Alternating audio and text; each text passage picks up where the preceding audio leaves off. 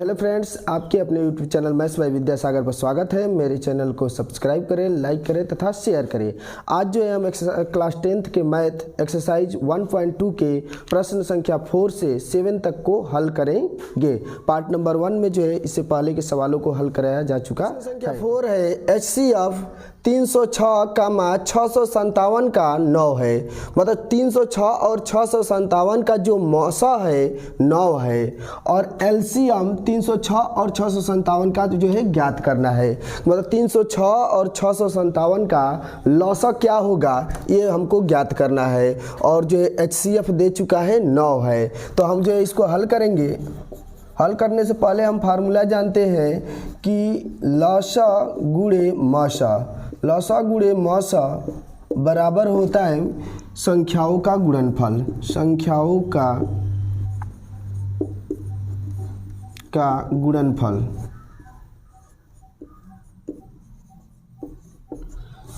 देखिए LCM गुणे HCF equal to होता है संख्याओं का गुणनफल। लौसा गुणे मौसा बराबर संख्याओं का गुणनफल। देखो लौसा जो है नहीं दिया है तो नहीं दिया है तब नहीं रखेंगे, लौसा को लौसा ही रखेंगे। गुणे मौसा दिया है 9 तब मौसा के स्थान पर हम 9 रखेंगे बराबर संख्याओं का गुणनफल। मतलब संख्याओं का गुणनफल का अर्थ है कि दोनों संख्याओं का गुणा। और दोनों संख्या क्या दिया हुआ है 306 गुणे 657। अब जो है इधर जो है लौसा गुणे 9 है तो 9 इधर गुणा में है तो उधर जाएगा तो भाग बन जाएगा। तो बनेगा लौसा बराबर 306 गुणे 657 अब बटा में 9 से हम कटा देते हैं। 9 3 27 के 3 और 9 4 के 36, ये आ जाएगा आपका 34। लौसा बराबर आपका आ जाएगा 34 गुणे 657 और 657 में हम 34 से गुणा कर देते हैं। 657 गुणे 34, 4 से 4 7 28 के 8, हासिल 2, 4 5 20, 2 22 के 2, 4 6 के 24, 2 26, 3 7 21 के 1, 3 5 15, 15 2 17 के 7, 3 6 18, 18 1 19। इसको जोड़ेंगे तो 8 3 और ये 6 7 6 13 के 3, 9 2 11, 1 12 के 2 और 1 1 2। ये हो जाएगा आपका लौसा हो जाएगा लौसा 22,338। ये जो है हमारा इसका जो है LCM हो जाएगा। LCM को ही लौसा कहते हैं। LCM होगा 22,338। ये जो है हमारा बनेगा आंसर। क्वेश्चन नंबर 4 प्रश्न संख्या 5 है। जांच कीजिए कि क्या किसी प्राकृतिक n के लिए संख्या 6 के पावर n अंक 0 पर समाप्त हो सकती है। अब देखो हमको ये चेक करना है क्वेश्चन नंबर 5 में कि n का मान जो है यदि प्राकृतिक संख्या रखते हैं तो यह संख्या जो है 6 के पावर n कभी 0 पर समाप्त होगी कि नहीं, इस बात को हमें बताना है। अब देखिए 6 के पावर यदि हम 1 रखते हैं तो 6 आएगा। तो यदि 6 के पावर हम 2 रखते हैं 6 गुणे 6 होगा 36 आ जाएगा। 6 के पावर 3 रखेंगे 6 गुणे 6 गुणे 6 तो आ जाएगा 216। अर्थात मतलब कहने का अर्थ ये है कि हमको यही बताना है कि 6 के पावर n का प्राकृतिक संख्या में कुछ रखेंगे, प्राकृतिक संख्या में कोई भी अंक रखेंगे तो 0 पर समाप्त होगा कि नहीं। तो हम जानते हैं कि देखिए यदि 2 के पावर n गुणे 5 के पावर m के रूप में कोई संख्या है तभी 0 पर समाप्त होगी, 0 पर समाप्त होगी। देखिए यदि जो है 2 के पावर n गुणे 5 के पावर m के रूप में कोई संख्या है तभी 0 पर समाप्त हो सकती है, अन्यथा 0 पर कभी समाप्त नहीं हो सकती है। और जहाँ n का m प्राकृतिक संख्या है,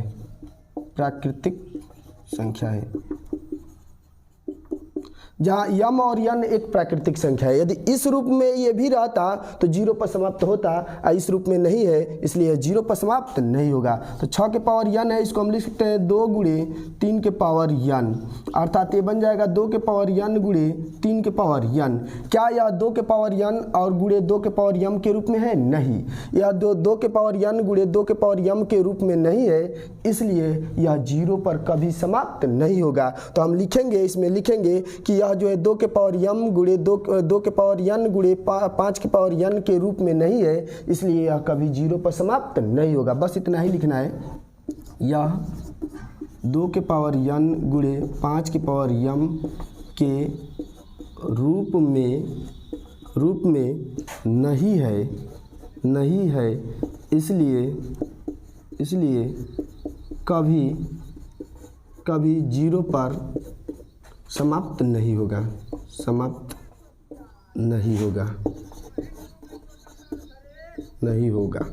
यही जो है क्वेश्चन नंबर हमारा 5 का आंसर होगा। तो क्वेश्चन नंबर 5 का आंसर यही। प्रश्न संख्या 6 है, व्याख्या कीजिए कि 7 गुणे 11 गुणे 13 प्लस 13 और 7 गुणे 6 गुणे 5 गुणे 4 गुणे 3 गुणे 2 गुणे 1 प्लस 5 एक भाज्य संख्या है, क्यों? अब देखो, भाज्य संख्या की यह परिभाषा होती है कि भाज्य संख्या वह संख्या होती है जो एक और स्वयं के अतिरिक्त कोई अन्य संख्या से भी कट जाए, उसे हम भाज्य संख्या कहते हैं। या इसकी परिभाषा ये भी होती है कि वह संख्या जिसका गुणनखंड 2 से अधिक होता है उसे हम भाज्य संख्या कहते हैं। तो दोनों नियम पर तुम कर सकते हो। अब देखिए, हमको इसमें 2 दिया है तो दोनों को हम अलग अलग हल करेंगे। देखिए, पहला है 7 गुणे 11 गुणे 13 धन 13। अब देखिए, इसमें से हम 13 कॉमन ले सकते हैं, तो 13 कॉमन लेंगे तो होगा 7 गुणे 11 प्लस 1, 13 कम में 13, यहाँ पर भी 1 होगा तो 1 से 11 में गुणा करेंगे, खत्म हो जाएगा। देखिए, ये बन जाएगा 13 गुणे 11 7 77, 77 प्लस 1 तो हो जाएगा 13 गुणे 78, 78 हो जाएगा। अब जो हम इसको कटा सकते हैं, 13 गुणे इसको 2 से कटाएंगे तो 2 से कटाएंगे तो तुम्हारा जो 39 दूना के 78 होता है, 39 13 तिया 39, तो बन जाएगा 13 गुणे 2 गुणे 3 गुणे 13। अब ये बताओ ये क्या है? भाज्य संख्या है, क्योंकि इसके गुणनखंड 2 से अधिक है। तो लिख दोगे इसके जो है, इसके 2 से अधिक गुणनखंड, 2 से अधिक गुणनखंड है, 2 से अधिक गुणनखंड है, इसलिए भाज्य संख्या है। इसलिए क्या है? भाज्य संख्या है। अब देखिए, इसी में का हम जो दूसरे को हल करेंगे। इसमें जो है एक फर्स्ट दिया है, एक सेकंड दिया है, नाम नहीं दिया है, लेकिन इसको पहले नंबर पर दिखाना है और इसको दूसरे नंबर पर। अब जो हम दूसरे को हल करेंगे कि दूसरा जो है भाज्य है कि नहीं। ये तो भाज्य है क्योंकि इसके जो है 2 से अधिक गुणनखंड है, इसलिए जो है भाज्य संख्या है। अब दूसरे को हम हल करेंगे कैसे? दूसरा है आपका 7 गुणे 6 गुणे 5 गुणे 4 गुणे 3 गुणे 2 गुणे 1 प्लस 5। और इसमें से देखिए 5 कॉमन है तो हम 5 कॉमन ले लेते हैं। 5 कॉमन लेंगे तो बचेगा 7 गुणे 6 गुणे 4 गुणे 3 गुणे 2 गुणे 1 और 5 कम में 5, 1 बचेगा। अब जो हम गुणा कर लेते हैं, सिंपल 7 छक 42 हो जाएगा, 42 गुणे 4 3 12, 12 दूना के 24, 24 से कम में 24, 24 प्लस 1। अब जो है हमको 42 गुणे 24 कर देना है, 4 दूना के 8, 4 चौक के 16, 2 दूनी के 4, 2 चौक के 8। अब इसको जोड़ देंगे 8 6 4 10, 8 1 9 1 10, 1008 हो जाएगा। तो 5 गुणे कोष्टक में 1008 प्लस 1। अब इसको जोड़ देंगे तो 5 गुणे 1009 हो जाएगा, 1009 मतलब 1009 हो जाएगा। और ये बताओ, इसमें जो है हम 1 से गुणा कर दे, 1 से, इसमें 1 से गुणा करो कोई फर्क नहीं पड़ता है। 1 गुणे 5 गुणे 1009। ये बताओ, इसमें जो 2 से अधिक गुणनखंड है, जैसे मान लेते हो अभाज्य संख्या एक 5 है तो 5 का बस सिर्फ 2 से 5, 1 गुणे 2 होता है, 1 गुणे 5 होता है, 5 कम में 5। 3 जो है अभाज्य संख्या है, 1 गुणे जो है 3 होता है। 13 एक अभाज्य संख्या है, 1 गुणे 13 होता है। तो अभाज्य संख्या वह संख्या होती है जिसके सिर्फ 2 गुणनखंड होते हैं, उसे हम अभाज्य संख्या कहते हैं। और भाज्य संख्या वह संख्या होती है जिसके 2 से अधिक गुणनखंड होते हैं, उसे हम भाज्य संख्या कहते हैं। देखिए, इसमें 2 से अधिक गुणनखंड है, इसलिए पूरी संख्या क्या होगी? भाज्य संख्या होगी। तो लिख दोगे कि इसके 2 से अधिक गुणनखंड है, इसलिए इसलिए भाज्य संख्या होगी, भाज्य संख्या होगी। ये जो है प्रश्न संख्या 6 का दूसरे वाले का हल होगा, इसलिए भाज्य संख्या होगी क्योंकि इसके गुणनखंड 2 से अधिक है, इसलिए यह भाज्य संख्या होगी। प्रश्न संख्या 7 को अपने किताब से देखो, हम जो एक प्रश्न संख्या 7 को पढ़ रहे हैं।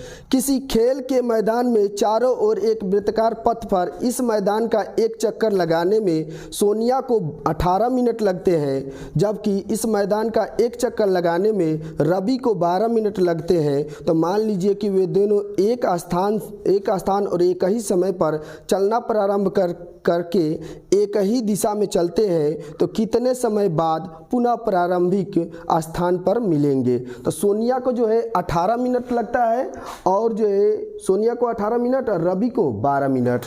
देखिए सोनिया को जो लगता है, सोनिया को जो लगता है 18 मिनट, एक चक्कर लगाने में जो है 18 मिनट लगता है, और रवि को जो है एक चक्कर लगाने में जो है 12 मिनट लगता है, और ये जो है एक वृत्ताकार पथ पर जो है गति कर रहे हैं। अब देखिए यहाँ पर मान लेते हो कि सोनिया और रवि जो है दोनों लोग स्टार्ट करते हैं, और देखिए सोनिया 18 मिनट में जो है एक चक्कर मारेगी, और रवि जो है 12 ही मिनट में एक चक्कर मार देगा। मतलब रवि और सोनिया दोनों लोग एक साथ चलना स्टार्ट करें तो रवि कम ही समय में एक चक्कर मार देगा, और सोनिया को एक चक्कर मारने में 18 मिनट लगेगा।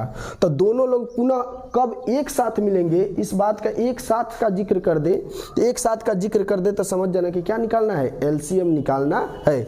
तो 18 और 12 का जो है तुम्हें क्या निकालना है, एलसीएम निकालना है। देखिए 18 और 12 का हम एलसीएम निकालेंगे गुणनखंड विधि द्वारा। 18 का गुणनखंड होता है 2 गुणे 3 गुणे 3, और 12 का गुणनखंड होता है 2 गुणे 2 गुणे 3।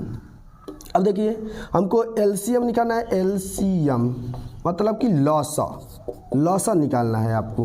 और लॉसा निकालने के लिए जानते हो कि जो कॉमन मिल गया उसमें से एक को लेते हैं। देखिए 2 कॉमन मिला तो 1 2 को लेंगे, 3 कॉमन मिला तो 1 3 को भी लेंगे, और जो कॉमन नहीं मिला उसको भी लेंगे। 2 कॉमन नहीं मिला है तो इस 2 को भी लेंगे, और इस 3 कॉमन नहीं मिला इस 3 को भी ले लेंगे। तो 3 दूना के 6, 6 दूना के 12, 12 दूना के 12 36, 3 दूना के 6, 6 दूना के 12, 12 36, ये हो जाएगा आपका 36। मतलब कि 36 मिनट बाद जो है 36 मिनट बाद ये दोनों एक साथ मिलेंगे। क्यों, देखिए 36 मिनट बाद जो है दोनों एक साथ मिलेंगे। 36 मिनट बाद दोनों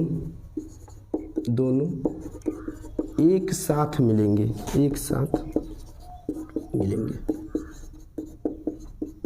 देखिए 36 मिनट बाद क्यों दोनों एक साथ मिलेंगे, क्योंकि सोनिया जो है 36 मिनट में 18 दूना के 36, 18 मिनट में एक चक्कर, 18 मिनट में एक चक्कर।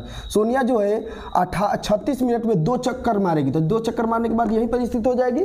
और रवि जो है 12 मिनट में एक चक्कर, 12 मिनट में एक चक्कर और 12 मिनट में एक चक्कर, तो 36 मिनट में ये भी 3 चक्कर मार देगा। देखिए सोनिया जो है 36 मिनट में 2 चक्कर तो यहाँ पर आ जाएगी, और रवि जो है 36 मिनट में जो है 3 चक्कर मारकर यहाँ पर आ जाएगा, और यहाँ पर आने पर दोनों साथ एक साथ मिल जाएंगे। इसलिए 36 मिनट बाद जो है दोनों एक साथ मिलेंगे।